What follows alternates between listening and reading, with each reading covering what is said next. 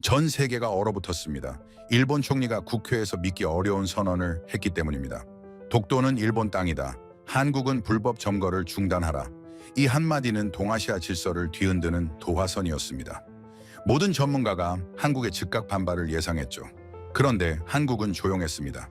단 한 문장도 내놓지 않았습니다.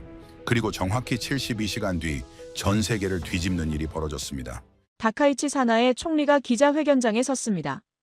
취임 한 달을 맞이하는 시점이었죠. 그의 지지율은 68%로 상당히 높은 편이었고 자민당 내에서도 입지가 확고해지는 시기였습니다. 질의응답 시간이었어요. 한 기자가 물었습니다. 총리께서는 대만 해협 위기 시 일본의 역할을 어떻게 보십니까? 다카이치 총리의 답변은 명확했습니다. 대만 유사시는 일본의 존립위기 사태가 될 수 있습니다. 따라서 자위대의 무력 행사가 가능한 상황이 될 수 있다고 저는 판단합니다. 회견장이 술렁였어요. 현직 일본 총리가 대만 문제의 무력 개입 가능성을 공개적으로 언급한 건 처음이었거든요. 물론 일본은 2022년부터 안보 전략을 대폭 강화해왔습니다. 방위비를 GDP 대비 2%까지 늘리고 반격 능력을 확보하고 미일 동맹을 더욱 강화하면서요. 하지만 말로 하는 건 다른 문제였습니다. 워싱턴에서 이 뉴스를 접한 건 같은 날 오전이었어요. 시차 때문에 우리는 도쿄보다 14시간 늦게 하루가 시작되니까요. 제 보좌관이 급하게 들어와서 태블릿을 건넸습니다. 부차관보님, 이거 보셔야 할 것 같습니다. 화면에는 일본 주요 언론들의 속보가 떠 있었어요. 저는 먼저 도쿄에 있는 우리 대사관에 연락했습니다. 현지 반응이 어때요? 자민당 내에서는 대체로 긍정적입니다. 드디어 일본이 제대로 된 목소리를 낸다는 분위기고요. 야당은 당연히 반발하고 있고요. 베이징 쪽 반응은? 아직 공식 입장은 없습니다. 다만 중국 외교부 대변인 브리핑이 3시간 뒤인데 거기서 뭔가 나올 것 같습니다.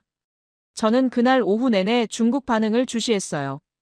베이징 시간으로 오후 3시, 마오닝 외교부 대변인이 정례 브리핑에 나섰습니다. 예상대로 첫 질문이 다카이치 총리 발언에 관한 거였죠. 마오닝의 표정이 굳어졌습니다. 그의 목소리는 평소보다 한 톤 낮았어요. 일본 지도자의 발언은 극도로 위험한 내정 간섭이자 도발입니다. 중국은 이에 대해 강력히 항의하며 일본 측이 즉각 잘못된 발언을 철회할 것을 촉구합니다. 여기까지는 예상 가능한 수준이었어요. 중국은 늘 이런 식으로 항의해왔으니까요. 하지만 다음 문장이 달랐습니다. 만약 일본이 무력으로 대만 해협 정세에 개입한다면 이는 명백한 침략 행위에 해당합니다. 모든 후과는 일본 측이 져야 할 것입니다. 모든 후과는 일본 측이 져야 한다. 30년 외교 경험상 중국이 이 표현을 쓸 때는 정말로 화가 났을 때입니다. 단순한 외교적 수사가 아니라 실제 조치를 준비한다는 신호거든요. 저는 즉시 국무장관 집무실로 향했습니다. 이 문제를 보고해야 했어요. 장관님, 중일 관계가 심각해질 수 있습니다. 다카이치가 왜 지금 저런 발언을 한 거지? 제 생각엔 2가지 이유가 있습니다. 첫째는 트럼프 대통령 당선인과의 관계 설정이에요. 트럼프가 대만 방어에 대해 애매한 입장을 보이고 있으니 일본이 먼저 확실한 의지를 보여서 미일 동맹의 가치를 입증하려는 거죠. 둘째는 내부 정치입니다. 지지율이 높을 때 강경 발언으로 보수층을 결집시키려는 거예요. 실제로 아사히 신문 여론조사를 보면 이 발언 이후 지지율이 1%포인트 올랐습니다. 장관이 고개를 끄덕였어요. 중국이 어떻게 나올 것 같나? 단계적으로 압박할 겁니다. 외교적 항해, 경제 제재, 군사 시위 순서대로요. 문제는 다카이치 내각에 중국과 파이프라인이 있는 인사가 거의 없다는 겁니다. 공명당은 연립에서 빠졌습니다. 그동안 중일 관계에서 완충 역할을 했던 친중파들이 다 사라진 거죠. 장관의 표정이 심각해졌어요. 그럼 이게 쉽게 해결될 문제가 아니란 얘긴가? 네, 제가 보기엔 양측 모두 물러설 명분이 없습니다. 그날 밤 저는 사무실에 늦게까지 남아서 베이징과 도쿄에서 올라오는 보고서들을 검토했습니다. 중국 관영 매체들이 일제히 다카이치를 비난하는 기사를 쏟아내고 있었어요. 환구시보는 당나귀에게 머리를 걷어차였냐는 표현까지 썼습니다. 인민일보는 더 직설적이었어요. 일본이 대만 문제에 개입한다면 일본 본토가 전장이 될 것이라고 경고했죠. 하지만 도쿄의 반응은 의외로 침착했습니다. 다음 날 기하라 관방장관은 정례 브리핑에서 이렇게 말했어요. 총리의 개인 의견일 뿐 정부의 공식 입장이 바뀐 건 아닙니다. 진화에 나선 거죠. 하지만 이미 늦었습니다. 금요일 베이징 시간 밤 11시. 주중 일본 대사관으로 한 통의 전화가 걸려왔습니다. 중국 외교부였어요. 다리오 도시카즈 대사께서 지금 당장 외교부로 오셔야 합니다. 심야 긴급 소환이었습니다. 외교 관례상 이건 극도로 이례적인 조치예요. 보통은 업무 시간에 대사를 부르거나 아무리 급해도 오전에 통보하는 게 일반적이거든요. 밤 11시에 대사를 부른다는 건 상대방에게 굴욕감을 주려는 의도가 있다는 뜻입니다. 다리오 대사가 외교부 청사에 도착한 건 자정 직전이었어요. 그를 맞이한 건 천강 부부장이었습니다. 외교부 서열 2위죠. 회담 내용은 다음 날 아침 우리 대사관을 통해 입수했습니다. 천 부부장의 발언은 극도로 강경했어요. 다카이치 총리의 발언은 극도로 위험한 내정 간섭이자 도발입니다. 중국 정부는 이를 결코 좌시하지 않을 것입니다. 다리오 대사가 답변을 시작하려고 했지만 천 부부장이 손을 들어 막았다고 해요. 우리는 설명을 듣기 위해 대사님을 부른 게 아닙니다. 일본 정부의 명확한 입장 철회를 요구합니다. 회담은 15분 만에 끝났습니다. 일방적인 통보였죠. 다음 날 저는 도쿄 주재 미국 대사관의 정무공사와 화상회의를 했습니다. 데이비드, 어젯밤 일본 대사 소환 건 들었어요? 네, 아침에 바로 보고받았습니다. 다리오 대사가 상당히 당혹스러워했다고 하더군요. 일본 정부 반응은 공식적으로는 유감이라고만 했습니다. 하지만 비공식적으로는 자민당 내 강경파들은 오히려 이걸 국내 정치에 활용하고 있습니다. 중국의 위협을 강조하면서 방위력 강화를 정당화하는 거죠. 그럼 발언 철회는 없을 겁니다. 다카이치 총리 지지율이 오히려 올랐거든요. 69%까지 올라갔어요. 저는 한숨을 쉬었습니다. 양측 모두 물러설 생각이 없다는 게 명확해졌어요. 그런데 바로 그날 오후 중국의 첫 번째 실질적 조치가 나왔습니다. 주일 중국 대사관이 공지를 냈어요. 중국 국민은 가까운 시일 내 일본 방문을 신중하게 고려하고 이미 일본에 있는 중국인은 현지 치안 상황을 주시하라는 내용이었습니다. 사실상의 일본 여행 자제 권고였죠. 제 보좌관이 급히 자료를 가져왔어요. 부차관보님, 2023년 통계를 보면 중국인 일본 관광객이 연간 243만 명입니다. 이게 막히면 일본 관광업계에 타격이 상당할 겁니다. 이게 시작이야. 저는 곧바로 경제 담당 부서에 연락했습니다. 중국이 다음에 뭘 할 것 같나요? 경제 담당 차석이 답했어요. 2010년 센카쿠 충돌 때를 보면 다음은 수산물일 겁니다. 그 다음이 히토류나 기술 부품 같은 전략 물자고요. 일본 측 대비는 거의 안 되어 있습니다. 특히 수산물 수출은 일본 어업의 생명줄이거든요. 실제로 이틀 뒤인 예상이 적중했습니다. 중국 해관총서가 공지를 냈어요. 일본산 수산물에 대한 검역을 대폭 강화한다는 내용이었습니다. 공식적인 이유는 식품안전관리 강화였지만 누가 봐도 정치적 보복이었죠. 흥미로운 건 타이밍이었어요. 불과 2주 전인 11월 5일에 중국이 일본산 수산물 수입을 2년 만에 재개했었거든요. 2023년 후쿠시마 원전 오염수 방류 이후 전면 금지했던 걸 풀어준 거였어요. 그런데 재개한 지 겨우 2주 만에 다시 사실상 금지 조치를 취한 겁니다. 저는 도쿄 대사관에 지시했어요. 일본 수산업계 반응을 파악해서 보고해주세요. 몇 시간 뒤 보고서가 올라왔습니다. 일본 수산물 수출업체들이 패닉 상태라는 내용이었어요. 중국은 일본 수산물 수출의 약 22%를 차지하는 시장이었거든요. 특히 가리비, 성게 같은 고급 수산물은 중국 의존도가 더 높았습니다. 한 수출업체 대표의 인터뷰가 인상적이었어요. 우리는 2년 동안 중국 시장 복귀를 기다렸습니다. 11월 5일에 첫 화물을 보낼 때 정말 기뻤어요. 그런데 이제 다시 원점으로 돌아갔습니다. 아니, 더 나빠졌어요. 이번엔 언제 풀릴지 전혀 예측할 수 없으니까요. 하지만 이건 시작에 불과했습니다. 일본 외무성이 긴급 대응에 나섰어요. 가나이 마사키 외무성 아시아 대양주 국장을 베이징으로 급파한 겁니다. 사태 진정을 도모하기 위한 국장급 회담이라고 발표했죠. 저는 이 회담에 큰 기대를 걸지 않았어요. 중국이 이미 대사를 심야에 소환한 상황에서 국장급 회담으로 뭔가 해결될 리 없었거든요. 그런데 다음 날 제 예상을 뛰어넘는 일이 벌어졌습니다. 중국 외교부가 회담 영상을 공개한 거예요. 사전 협의 없이요. 영상 속에서 가나이 국장은 중국 측 우다웨이 부국장과 악수를 나눴습니다. 문제는 그 다음이었어요. 악수가 끝난 뒤 가나이 국장이 고개를 깊이 숙이는 장면이 나왔습니다. 일본식 인사였죠. 하지만 맥락이 문제였어요. 우다웨이 부국장은 두 손을 주머니에 넣은 채 서 있었습니다. 가끔은 뒷짐을 지기도 했어요. 상대방이 고개를 숙이는데 본인은 손도 내밀지 않는 태도였죠. 더구나 우다웨이 부국장의 복장이 특이했습니다. 중국 학생들이 입던 스타일의 옷이었어요. 일본 제국주의에 맞서 싸운 중국 독립운동을 상징하는 복장이었습니다. 저는 이 영상을 보는 순간 알았어요. 중국이 일본을 공개적으로 모욕하고 있다는 걸요. 다음 날 기아라 일본 관방장관이 브리핑에서 항의했습니다. 해당 영상은 사전 협의 없이 공개된 것입니다. 우리는 중국 측에 문제 제기를 했습니다. 하지만 이미 영상은 중국 전역에 퍼진 뒤였어요.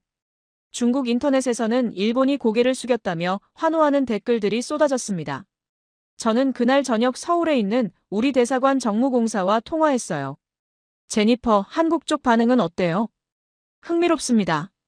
한국 언론들도 이 사태를 대서특필하고 있는데 논조가 좀 다릅니다. 어떻게?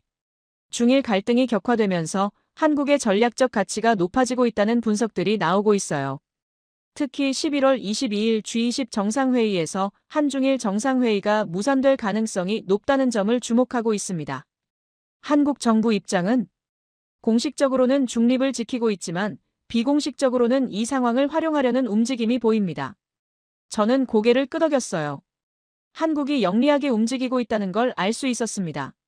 그런데 바로 그 다음 날 제가 전혀 예상하지 못한 일이 벌어졌습니다. 독도 문제에서 중국이 입을 연 겁니다. 베이징 외교부 정례 브리핑. 저는 매일 아침 중국 외교부 브리핑을 챙겨봅니다. 30년 동안 습관처럼 해온 일이죠. 대부분은 예측 가능한 내용들이에요. 미국 비판, 대만 문제 강조, 남중국해 주권 주장. 패턴이 있거든요. 그런데 그날은 달랐습니다. 한 기자가 질문했어요. 일본 정부가 최근 방위백서와 외교청서에서 독도를 자국 영토라고 명시했습니다. 한국 정부가 강력히 항의했는데 중국 정부의 입장은 무엇입니까? 중국이 독도 문제에 대해 뭐라고 답할지 궁금했어요. 보통은 관련국들이 대화를 통해 해결하길 바란다는 식의 중립적 답변을 하거든요. 마오닝 대변인의 표정이 굳어졌습니다. 일본의 악성 언행은 주변국의 경계심, 불만, 항의를 불러일으켰습니다. 저는 순간 귀를 의심했어요. 악성 언행이라고요? 마오닝은 계속했습니다. 일본은 침략 역사를 제대로 반성하지 않고 있습니다. 영토 문제에서 도발적인 주장을 반복하는 것은 지역 평화와 안정에 도움이 되지 않습니다. 이건 명백히 한국 편을 드는 발언이었어요. 저는 즉시 리와인드를 눌러서 다시 들었습니다. 제가 잘못 들은 게 아닐까 싶어서요. 하지만 분명했습니다. 중국 외교부가 독도 문제에서 일본을 비판하고 한국을 간접적으로 지지한 겁니다. 이 일을 하면서 이런 건 처음 봤어요. 저는 곧바로 서울 대사관에 연락했습니다. 제니퍼, 방금 중국 외교부 브리핑 봤어요? 네, 저도 실시간으로 봤습니다. 믿기지가 않네요. 한국 정부 반응은? 아직 공식 입장은 없지만 청와대 관계자들이 긴급 회의를 하고 있다고 합니다. 이걸 어떻게 활용할지 논의 중인 것 같아요. 저는 즉시 우리 부서 중국 전문가들을 소집했습니다. 여러분, 방금 일어난 일이 뭘 의미하는지 분석해 주세요. 제일 먼저 입을 연 건 20년 경력의 중국 담당 선임 연구관 데이비드 김이었어요. 그는 한국계 미국인으로 중국어와 한국어를 모두 구사합니다. 이건 중국이 전략적으로 계산한 움직임입니다. 세 가지 목적이 있어요. 첫째는 일본을 완전히 고립시키는 겁니다. 독도 문제는 한일 간 가장 민감한 이슈잖아요. 중국이 여기서 한국 편을 들면 일본은 동북아시아에서 사실상 외톨이가 됩니다. 둘째는 한국을 중국 쪽으로 끌어당기는 겁니다. 이재명 정부가 출범하면서 실용 외교를 강조하고 있는데 중국이 독도 문제에서 지지를 보냄으로써 한국의 호감을 사는 거죠. 셋째는 미국을 곤란하게 만드는 겁니다. 데이비드가 저를 똑바로 쳐다봤어요. 우리는 한국과 일본 모두와 동맹 관계입니다. 독도 문제에서 어느 한쪽 편을 들 수가 없어요. 그런데 중국이 한국 편을 들면서 한일 관계가 더 악화되면 우리 입장이 난처해집니다. 동맹 두 나라가 싸우는 걸 중재해야 하는 상황이 되는 거죠. 저는 고개를 끄덕였습니다. 정확한 분석이었어요. 그런데 한 가지 더 있습니다. 젊은 분석관 에밀리가 손을 들었어요. 중국 내부 포털 사이트들과 AI 서비스들을 모니터링했는데요. 최근 들어 독도는 어느 나라 땅인가라는 질문에 대해 한국이라고 답하는 사례가 급증했습니다. 언제부터? 정확히는 11월 초부터입니다. 다카이치 총리 발언 직후부터예요. 중국이 체계적으로 일본을 압박하고 있었어요. 경제 제재, 외교적 모욕, 그리고 이제는 한국 카드까지 꺼내든 겁니다. 그날 오후 도쿄에서 긴급 보고가 들어왔습니다. 일본 외무성이 중국 외교부 발언에 대해 항의했습니다. 어떤 내용으로? 독도는 일본 고유의 영토이며 중국의 개입은 부적절하다는 입장입니다. 저는 쓴웃음을 지었어요. 일본이 지금 뭘 하고 있는지 모르는 것 같았습니다.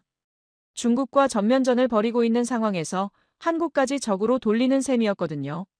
실제로 다음 날 한국 정부의 반응이 나왔습니다. 외교부 대변인이 정례 브리핑에서 말했어요. 독도는 역사적, 지리적, 국제법적으로 명백한 대한민국의 고유 영토입니다. 일본 정부의 부당한 주장에 대해 강력히 항의합니다. 평소와 같은 입장이었죠. 하지만 뉘앙스가 달랐어요.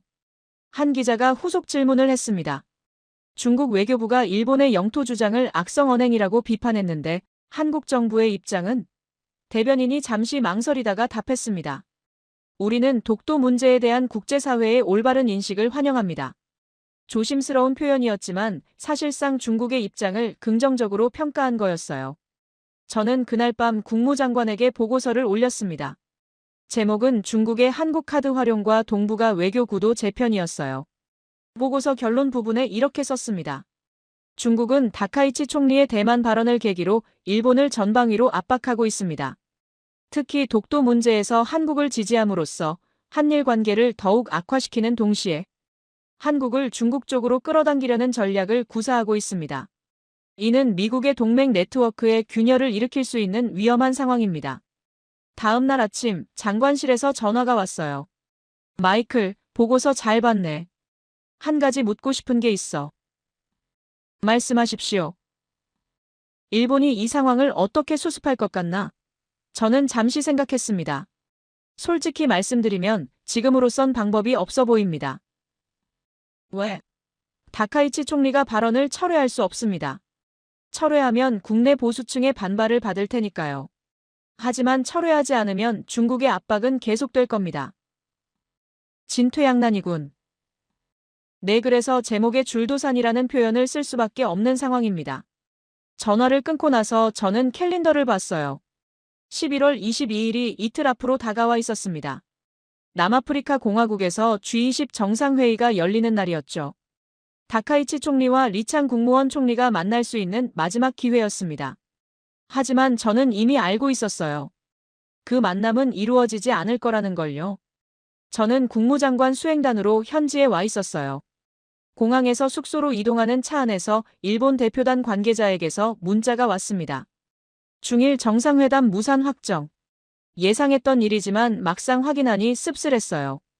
숙소에 도착하자마자 저는 일본 측 실무진을 만났습니다. 외무성에서 온 다케우치 국장이었죠. 그는 평소에 냉철하기로 유명한 사람인데 그날은 피곤해 보였어요. 마이클, 이번엔 정말 어렵습니다. 중국 측과 접촉은 해봤어요?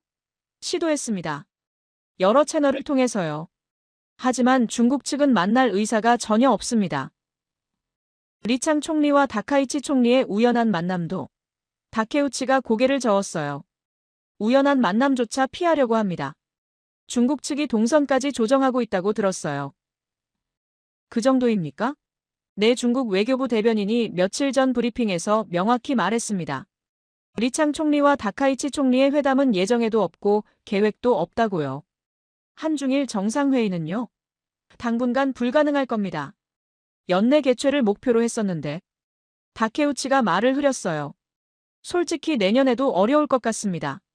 중국의 분노가 생각보다 깊습니다. 그날 저녁 각국 정상들을 위한 환영 만찬이 열렸습니다. 저는 장관을 수행해서 행사장 후방에 있었어요. 리창 총리가 입장했습니다. 그는 여러 정상들과 악수를 나눴어요. 독일 총리, 브라질 대통령, 인도 총리 모두와 웃으며 인사했습니다. 그런데 다카이치 총리가 있는 쪽으로 가까이 오자 리창 총리의 동선이 명확하게 바뀌었어요. 마치 보이지 않는 벽이 있는 것처럼 방향을 틀었습니다. 다카이치 총리도 이를 의식한 듯 보였어요. 그는 잠시 그 자리에 서 있다가 프랑스 대통령 쪽으로 이동했습니다. 외교 무대에서 이보다 노골적인 무시는 본 적이 없었습니다. 다음 날 오전 본회의가 시작됐습니다. 각국 정상들이 순서대로 발언했어요. 리창 총리 차례가 왔을 때 그는 준비된 원고를 읽었습니다. 주로 경제 협력과 기후변화에 관한 내용이었죠.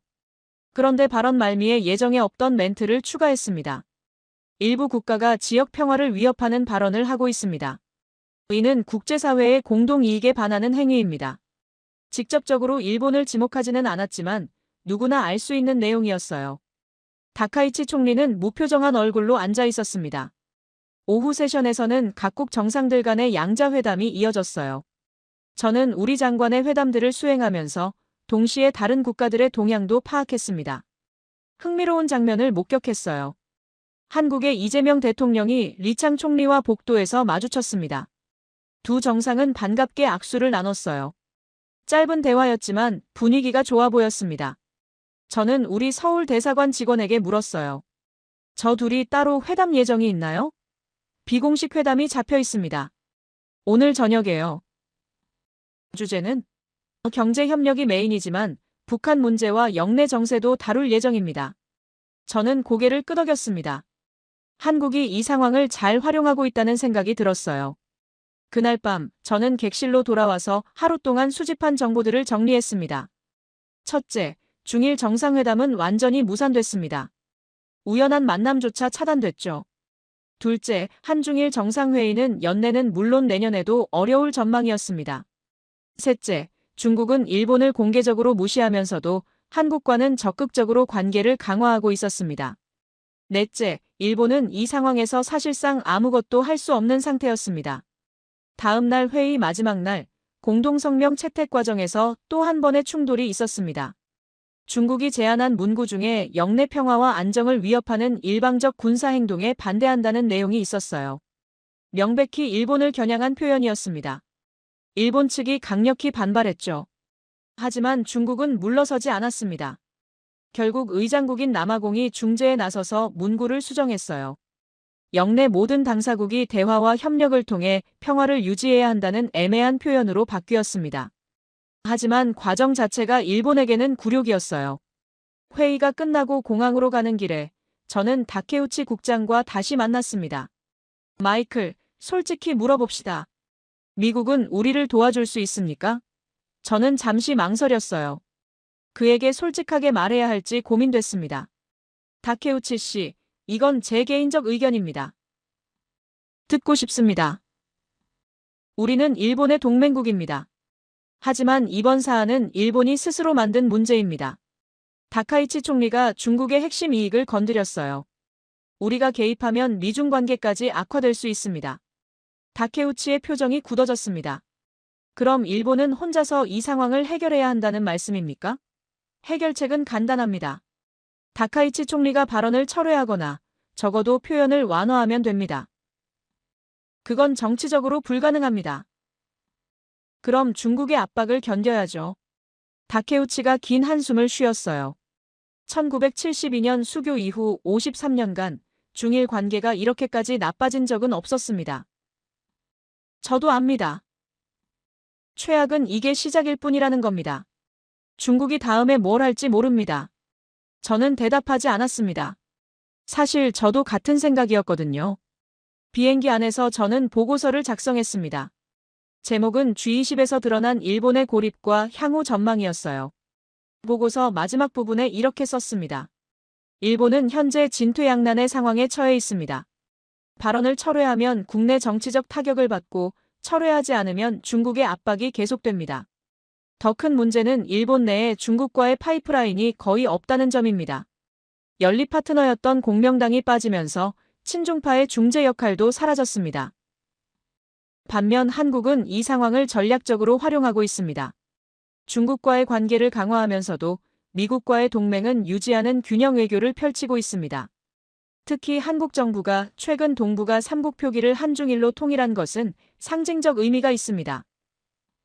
향후 중국의 추가 조치 가능성을 주시해야 합니다. 경제 제재 확대, 군사적 압박 강화, 그리고 일본의 유엔 안보리 상임이사국 진출 저지 등이 예상됩니다. 워싱턴에 도착했을 때는 현지 시간으로 밤 11시였어요. 하지만 사무실로 직행했습니다. 급히 확인해야 할 정보가 있었거든요. 책상에 앉아서 이메일을 열었어요. 도쿄 대사관에서 온 긴급 보고였습니다. 제목을 보는 순간 한숨이 나왔습니다. 중국, 일본의 유엔 안보리 상임이사국 진출 반대 공식화 열어보니 예상대로였어요. 중국이 일본의 30년 수건 사업을 정면으로 막아선 겁니다. 일본의 앞날도 그만큼 어두워 보였습니다. 저는 평소보다 일찍 사무실에 출근했습니다. 주말이었지만 쉴 수가 없었어요. 중국의 다음 수가 뭘지 파악해야 했거든요. 제 보좌관 제시카가 급하게 들어왔습니다. 부차관보님, 중국 해관총서가 방금 공지를 냈습니다. 내용이 뭔데요? 일본산 수산물 수입을 전면 금지한다고 합니다. 11월 5일에 제기했던 걸 완전히 되돌린 겁니다.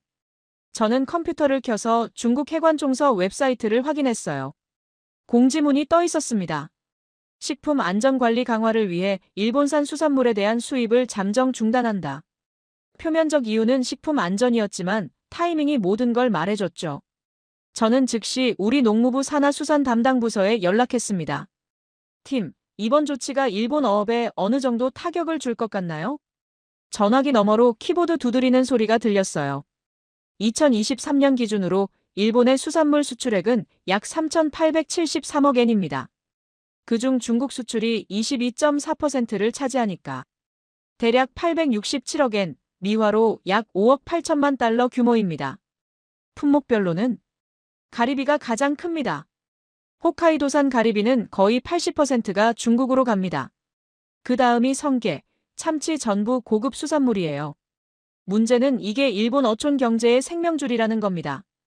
이건 단순한 무역 제재가 아니었어요. 일본 어촌의 생존이 걸린 문제였죠. 오후에 도쿄 대사관에서 현장 보고가 올라왔습니다. 홋카이도 어업조합이 긴급 성명을 냈습니다. 중국 수출이 막히면 가리비 산업이 붕괴된다는 내용입니다. 어업조합장들이 도쿄로 올라와서 수산청에 항의하고 있습니다. 보고서에 한 어업조합장의 인터뷰가 첨부되어 있었어요. 우리는 2년 동안 기다렸습니다. 후쿠시마 오염수 방류 이후 중국 시장이 닫혔을 때 정말 힘들었어요. 냉동창고는 가득 차고 가격은 폭락하고. 하지만 견뎠습니다. 11월 5일에 중국 시장이 다시 열렸을 때 정말 기뻤어요. 첫 선적을 보내면서 이제 살았다고 생각했죠. 그런데 2주 만에 다시 막혔어요. 이번엔 더 심각합니다. 언제 풀릴지 아무도 모르니까요. 재고는 쌓이고 어민들은 출하를 포기하고 우리 어촌 전체가 위기입니다. 저는 스프레드 시트를 열어서 일본의 대중 수출 품목을 분석하기 시작했어요. 수산물만이 아니었습니다. 자동차 부품, 전자제품, 화학제품. 일본의 주요 수출품 대부분이 중국 시장에 의존하고 있었거든요. 하지만 이건 시작에 불과했습니다. 새로운 소식이 들어왔어요. 중국 문화여행부가 일본 영화와 드라마의 중국 내 상영을 제한한다는 방침을 발표한 겁니다. 공식 이유는 문화 콘텐츠 심사 강화였지만 사실상 일본 문화 콘텐츠를 차단하는 조치였죠. 제 보좌관이 자료를 가져왔습니다. 2024년 기준으로 중국에서 개봉한 일본 영화가 17편입니다. 총 흥행 수익이 약 240억 엔이고요. 일본 아이돌 그룹들의 중국 공연도 연간 300억 엔 규모입니다. 이번 조치로 어떻게 되나요? 일본 영화 3편이 전부 취소됐습니다. 내년 상반기 개봉 예정작들도 불투명한 상태고요. 일본 보이그룹의 광저우 팬미팅도 갑자기 취소됐습니다. 저는 패턴을 정리하기 시작했어요. 중국의 전략이 명확하게 보였습니다. 일본 대중에게 직접적 고통을 주는 분야부터 차례대로 타격하는 거였어요. 월요일 아침 국무장관 주재회의가 열렸습니다. 주제는 중국의 대일 경제 제재 현황과 전망이었죠. 저는 프레젠테이션을 준비해 갔습니다. 현재까지 중국의 조치를 분석하면 세 가지 원칙이 보입니다. 첫째, 일본 대중에게 직접적 영향을 주는 분야부터 타격합니다. 여행 자제 권고로 일본 관광업계가 타격받고 수산물 금지로 어촌이 타격받고 영화 제한으로 문화계가 타격받습니다. 다카이치 내각을 압박하는 동시에 일본 여론을 자극하는 전략이죠. 둘째, 단계적으로 압박을 강화합니다. 처음엔 권고, 다음엔 검역 강화, 그 다음엔 전면 금지. 이렇게 점진적으로 올리는 겁니다. 일본이 굴복할 때까지 계속 수위를 높일 거라는 신호입니다. 셋째, 일본 정부가 대응하기 어려운 방식을 선택합니다. 모두 중국 내부 규정이나 안전 기준을 이유로 들기 때문에 일본이 WTO에 제소하기도 애매합니다. 경제 담당 차관이 질문했어요. 다음 타겟은 뭘 것 같습니까? 두 가지 가능성이 있습니다. 하나는 히토류입니다. 중국은 전 세계 히토류 생산의 약 70%를 차지합니다. 일본의 전자산업, 자동차 산업, 방위산업이 중국산 히토류에 크게 의존하고 있죠. 2010년 센카쿠 충돌 때도 중국이 히토류 카드를 꺼냈습니다. 그때 일본 제조업계가 공황 상태에 빠졌었죠. 다른 하나는 관광객입니다. 2019년 기준으로 중국인 일본 관광객이 연간 959만 명이었어요. 코로나 이후 회복 중인데 2024년 1월부터 10월까지 누계가 이미 700만 명을 넘었습니다. 중국인 관광객 한 명당 평균 지출액이 약 23만 엔이니까 연간 약 2조 2천억 엔 규모입니다. 이게 막히면 일본 관광업계는 직격탄을 맞습니다. 장관이 고개를 끄덕였습니다. 일본의 대응 능력은 솔직히 제한적입니다. 일본은 중국에 대한 경제 의존도가 높습니다. 2023년 기준으로 일본의 대중 수출이 전체의 19.2%, 수입이 21.4%를 차지합니다. 반면 중국의 대일 의존도는 훨씬 낮죠. 일본 수출은 중국 전체 수입의 약 7%에 불과합니다. 그럼 일본은 속수무책이란 얘긴가? 네, 경제적으로는 중국의 압박을 견뎌야 하는 상황입니다. 일본이 할 수 있는 건 미국과 유럽의 지원을 요청하는 것뿐인데 우리도 중국과의 관계를 고려해야 하니까 적극적으로 나서기 어렵습니다. 유일한 해결책은 외교적 타협인데 다카이치 총리가 발언을 철회할 가능성은 거의 없어 보입니다. 회의가 끝나고 사무실로 돌아오는 길에 서울 대사관에서 전화가 왔습니다. 마이클, 흥미로운 정보가 있습니다. 뭔데요, 제니퍼? 한국 수산물 업계가 호황을 맞고 있습니다. 중국이 일본산 수산물을 막으면서 한국산에 대한 수요가 급증하고 있어요. 저는 메모를 시작했습니다. 구체적으로 어떤 품목들이죠? 가리비, 굴, 전복, 명태. 일본과 경쟁하던 품목들입니다. 한국 수출업체들이 중국 바이어들로부터 주문이 폭주하고 있다고 해요. 어느 업체는 올해 남은 재고를 전부 중국에 팔았다고 합니다. 가격은 올랐습니다. 공급 부족 현상 때문에 가격이 15에서 20% 상승했는데 그래도 중국 바이어들이 사가고 있습니다. 한국 어민들이 이런 호황은 처음이라고 할 정도래요. 중국이 일본을 압박하는 과정에서 한국이 수혜를 보고 있었어요. 의도한 건지 아닌지 모르겠지만 결과적으로 한국 경제에는 긍정적 영향이었습니다. 그날 저녁 저는 개인적으로 한국 통상 전문가와 화상 통화를 했습니다. 서울대학교 국제대학원의 김 교수였어요. 김 교수님, 중일 갈등이 한국에 어떤 영향을 주고 있나요? 흥미로운 현상이 벌어지고 있습니다. 단기적으로는 수산물, 관광, 일부 제조업에서 수혜가 있습니다. 일본이 잃은 시장 일부를 한국이 가져가는 구조죠. 하지만 더 중요한 건 외교적 레버리지입니다. 어떤 의미인가요? 한국이 중국과 일본 사이에서 전략적 위치를 확보했습니다. 중국은 한국을 자기 편으로 끌어들이려 하고 일본은 한국의 중재를 필요로 하는 상황이죠. 한국으로서는 양쪽 모두와 관계를 강화할 수 있는 기회입니다. 전화를 끊고 나서 저는 새로운 보고서를 작성하기 시작했습니다. 제목은 중일 경제 갈등의 예상치 못한 승자 한국의 부상이었습니다. 저는 한국 출장을 왔습니다. 국무장관의 지시였어요. 한국 정부의 입장을 직접 파악하고 오라는 거였죠. 인천공항에 도착해서 서울 시내로 이동하는 차 안에서 제니퍼 정무공사가 브리핑을 해줬습니다. 어제 한국 외교부가 공식 발표를 했습니다. 동북아 3국 표기를 한중일로 통일한다고요.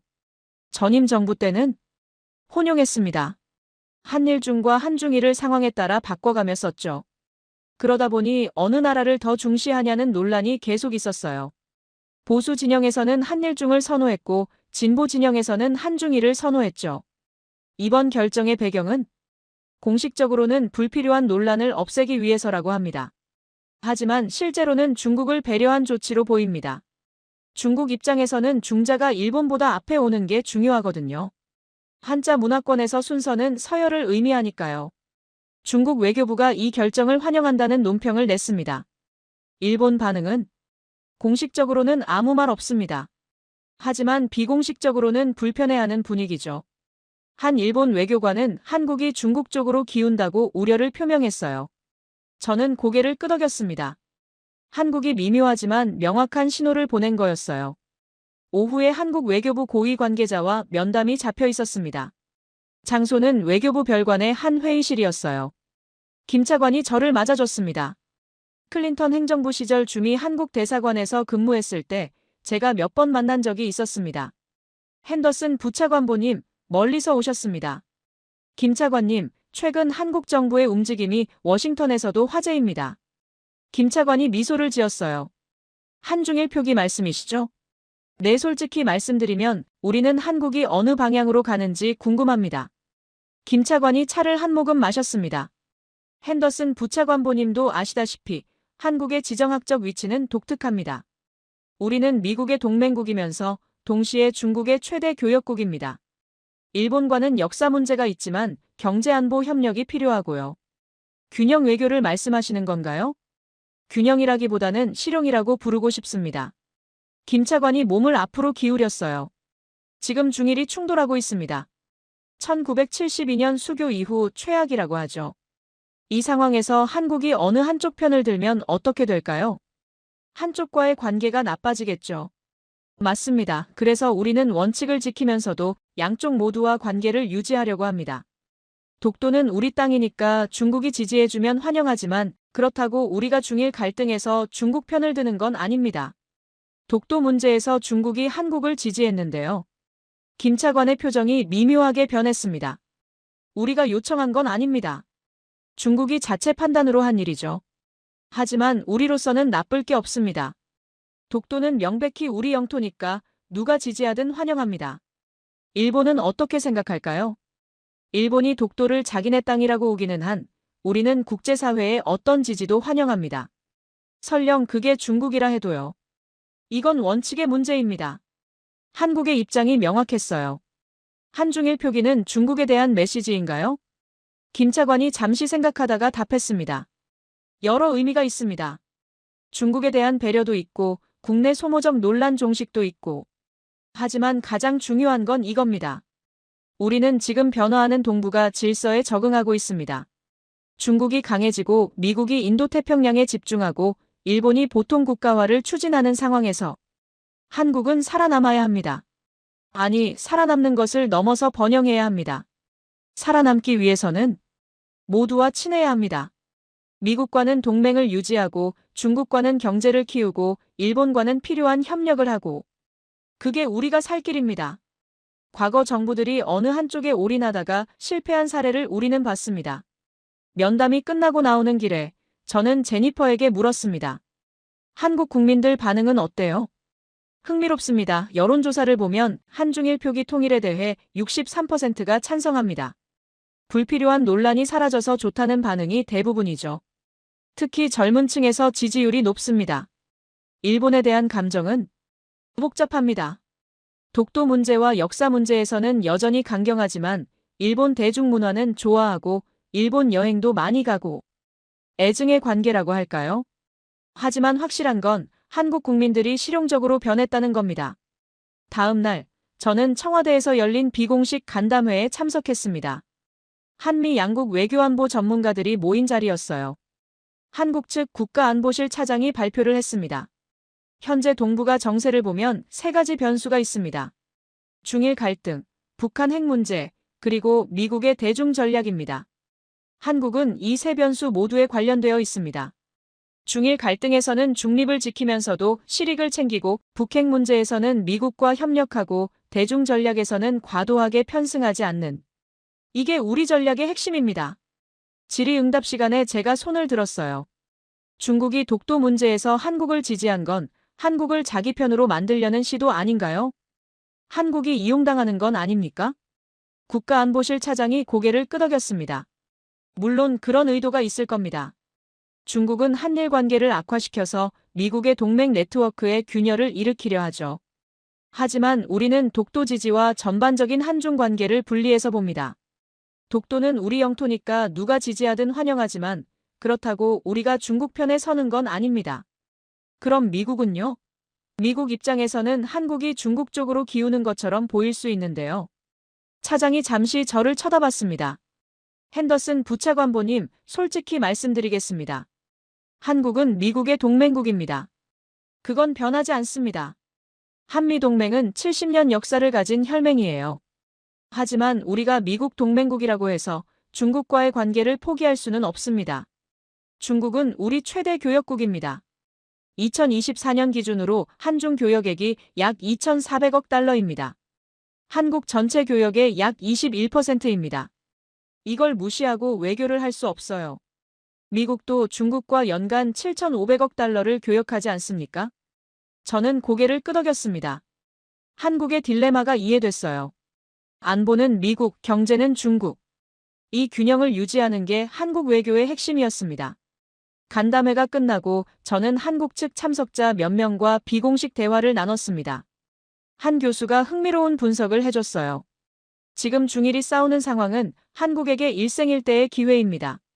평소 같으면 한국이 중국과 가까워지면 일본이 견제하고 일본과 가까워지면 중국이 불편해했을 텐데요. 하지만 지금은 중국과 일본이 서로한테 정신이 팔려 있습니다. 한국은 양쪽 모두와 관계를 개선할 수 있는 공간이 생긴 거죠.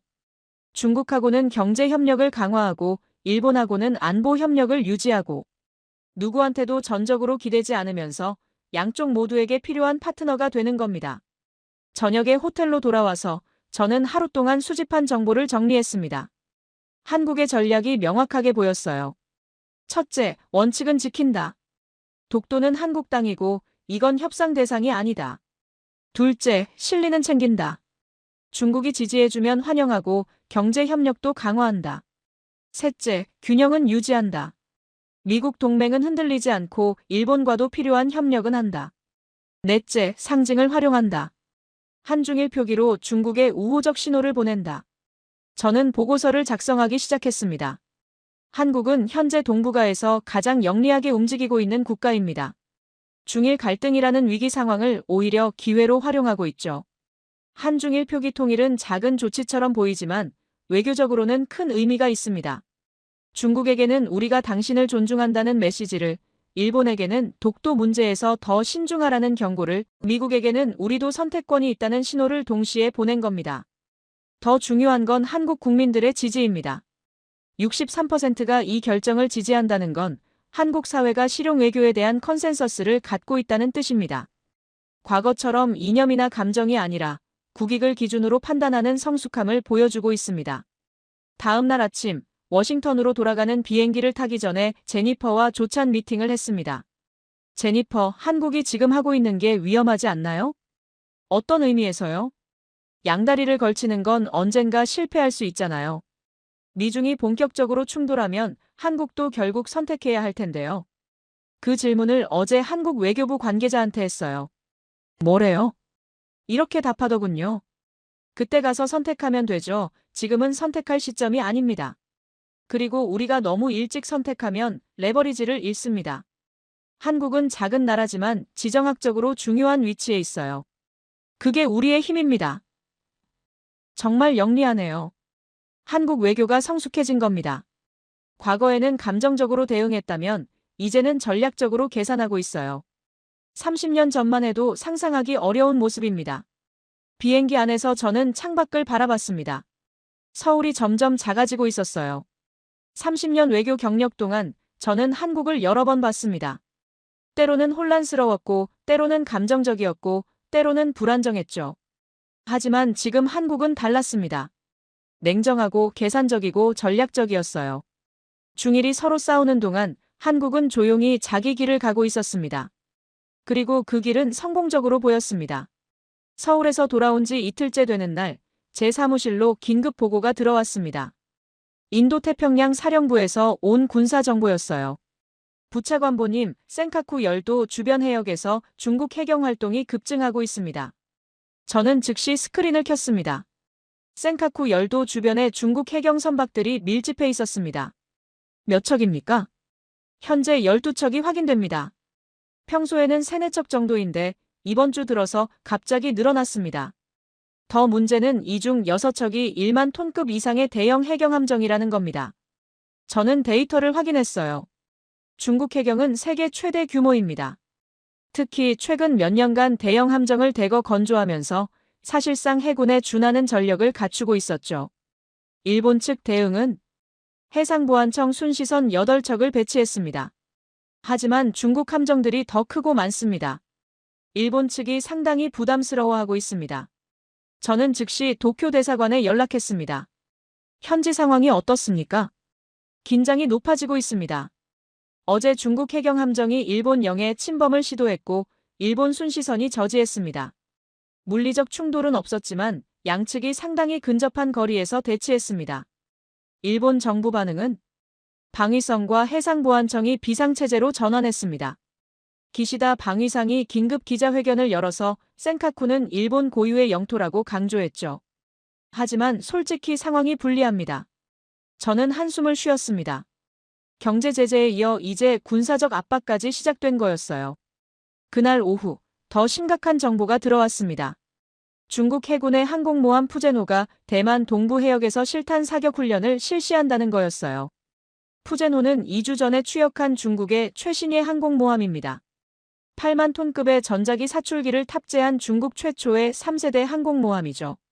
저는 국방부 담당자와 화상회의를 했습니다. 푸제노 훈련이 일본에 대한 메시지인가요? 명백합니다. 훈련 해역이 대만과 일본 오키나와 사이입니다. 일본이 대만 문제에 개입하면 어떻게 되는지 보여주는 거죠. 더구나 훈련 시기도 의미가 있습니다. 다카이치 총리가 대만 개입 발언을 한 지 3주 만입니다. 일본 자위대 대응 능력은 이론적으로는 대응 가능합니다. 일본 해상자위대는 헬기 탑재형 구축함 4척을 보유하고 있고 F-35 전투기도 배치하고 있으니까요. 하지만 실제로 중국과 충돌할 수 있느냐는 별개 문제입니다. 왜죠? 일본 국민 여론이 불안정합니다. 센카쿠를 지키기 위해 중국과 전쟁을 할 수 있느냐는 질문에 여론조사 결과 찬성이 38%, 반대가 52%입니다. 다카이치 총리가 강경 발언을 했지만 정작 국민들은 전쟁을 원하지 않습니다. 이게 일본의 딜레마였어요. 강경한 말은 했지만 실제로 행동으로 옮길 각오가 되어 있지 않은 겁니다. 상황이 더 악화됐습니다. 중국 인민해방군 공군이 대만 방공식별구역에 전투기 32대를 진입시켰어요. 이 중 8대가 대만 해협 중간선을 넘어서 대만에 더 근접했습니다. 동시에 중국 국방부 대변인이 브리핑을 열었습니다. 만약 외부 세력이 대만 문제에 무력으로 개입한다면 중국 인민해방군은 단호히 반격할 것입니다. 그 후과는 개입 국가가 감당해야 할 것입니다. 외부 세력이라는 표현은 명백히 일본을 가리키는 것이었죠. 더 흥미로운 건 중국 관영 매체의 보도였습니다. 환구시보는 사설에서 이렇게 썼어요. 일본이 대만 문제에 개입하면 센카쿠 열도뿐만 아니라 오키나와까지 전장이 될 수 있다. 일본은 역사의 교훈을 잊지 말아야 한다. 이건 명백한 위협이었습니다. 저는 도쿄 대사관에 일본 정부 반응을 물었어요. 방위성과 외무성이 항해 성명을 냈습니다. 하지만 실질적 대응 조치는 없습니다. 할 수 있는 게 없어요. 다카이치 총리는 침묵하고 있습니다. 발언 이후 대만 문제에 대해 추가 언급을 하지 않고 있습니다. 기하라 관방장관도 정부 입장에 변화 없다는 원론적 답변만 반복하고 있죠. 일본이 후퇴하고 있었어요. 말로는 강경했지만 중국의 압박 앞에서 실제로는 한 발씩 물러서고 있었습니다. 그날 저녁 저는 서울 대사관에 전화를 걸었습니다. 제니퍼, 한국 해역 쪽 상황은 어때요? 놀라울 정도로 조용합니다. 조용하다고요? 내서해와 남해에서 중국 어선들의 불법 조업이 평소보다 오히려 줄었습니다. 한국 해경 관계자들도 이상할 정도로 평온하다고 말합니다. 저는 그 의미를 곧바로 이해했습니다. 중국이 의도적으로 한국을 배려하고 있군요. 그렇게 보입니다. 일본 쪽으로는 해경 함정 12척을 보내면서 한국 쪽으로는 아무 압박도 하지 않고 있습니다. 대조가 극명합니다. 이건 중요한 데이터 포인트였습니다. 또 다른 소식이 들어왔습니다. 중국 인민해방군 동부전구 사령부가 대만 주변에서 대규모 합동군사훈련을 실시한다고 발표한 겁니다. 해군, 공군, 로켓군이 모두 참여하는 훈련이었어요. 발표문에는 이런 문구가 있었습니다. 이번 훈련은 외부 세력의 개입을 억제하고 국가 주권과 영토 보전을 수호하기 위한 것이다. 다시 외부 세력 표현이 나왔습니다. 저는 국무장관에게 보고서를 올렸습니다. 중국의 군사적 압박이 경제 제재와 병행되면서 일본은 사실상 포위된 상태입니다. 센카쿠 해역에서는 해경 함정이 압박하고 대만 주변에서는 대규모 훈련으로 위협하고 있습니다. 더 우려스러운 건 일본의 대응 능력입니다. 다카이치 총리가 강경 발언을 했지만 실제로 중국과 충돌할 의지나 준비가 되어 있지 않습니다.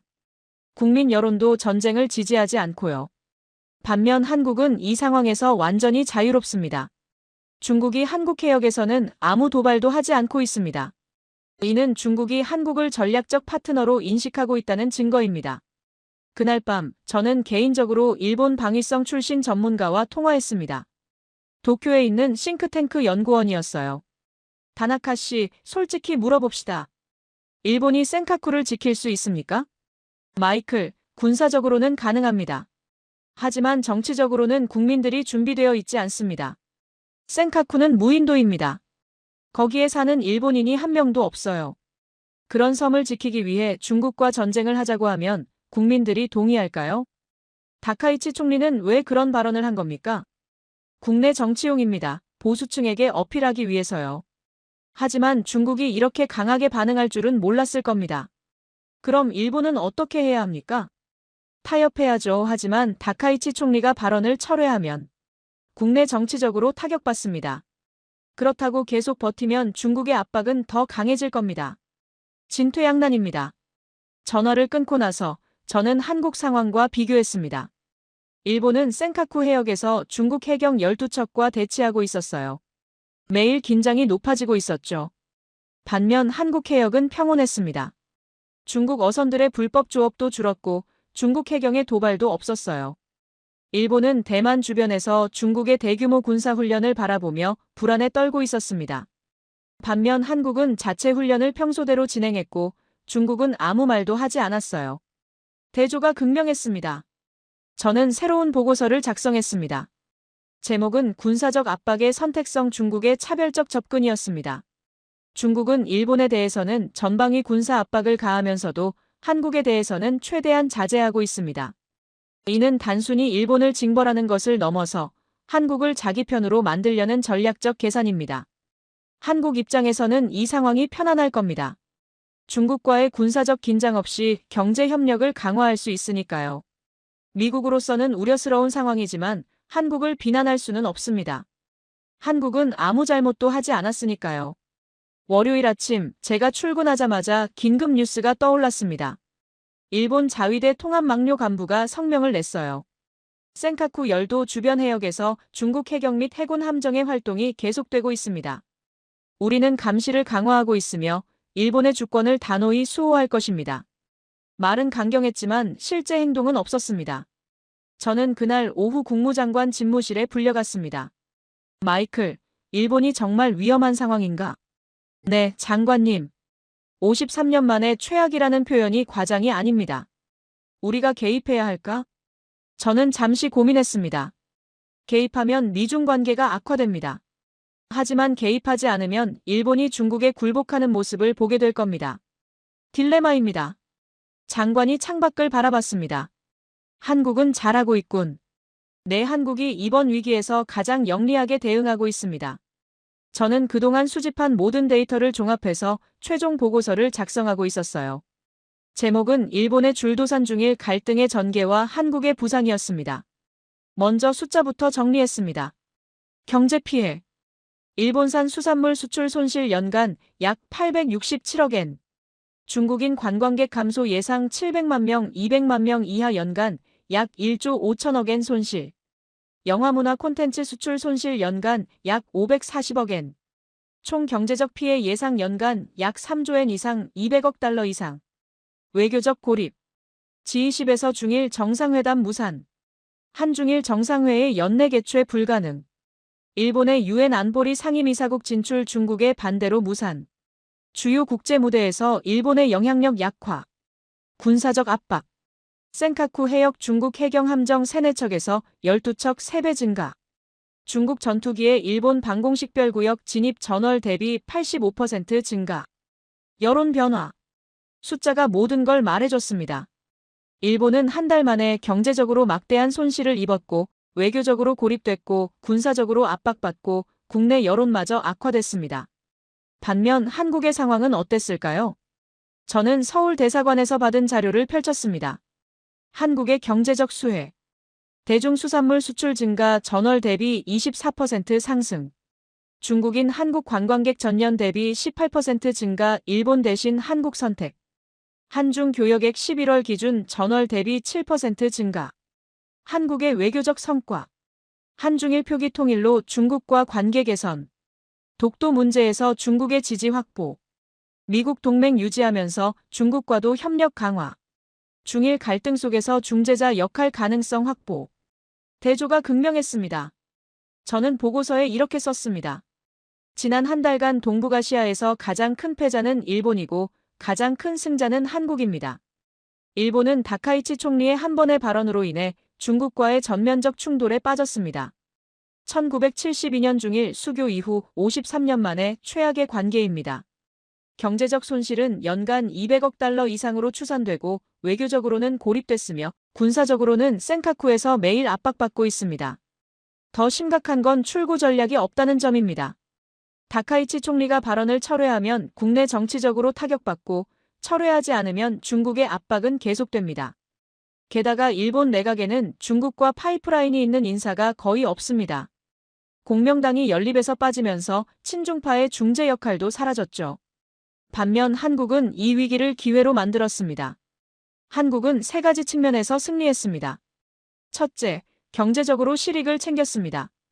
일본이 잃은 중국 시장의 일부를 한국이 가져갔습니다.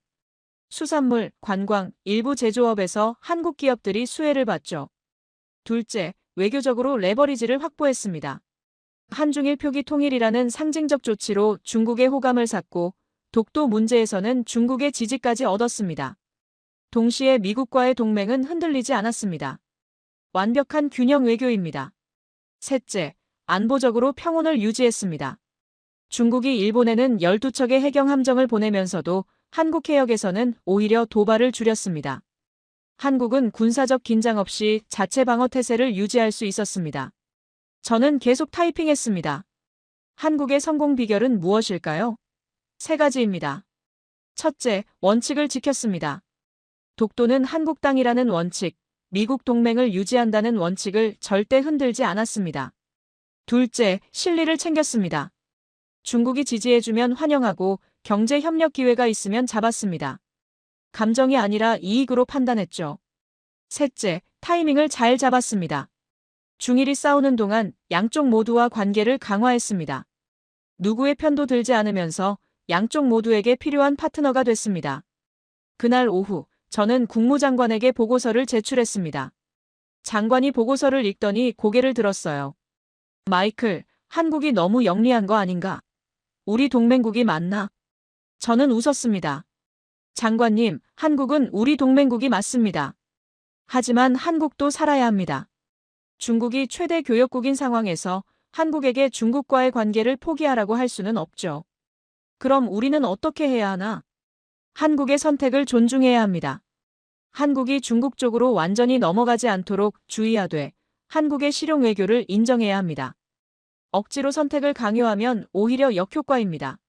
일본은 스스로 만든 문제입니다.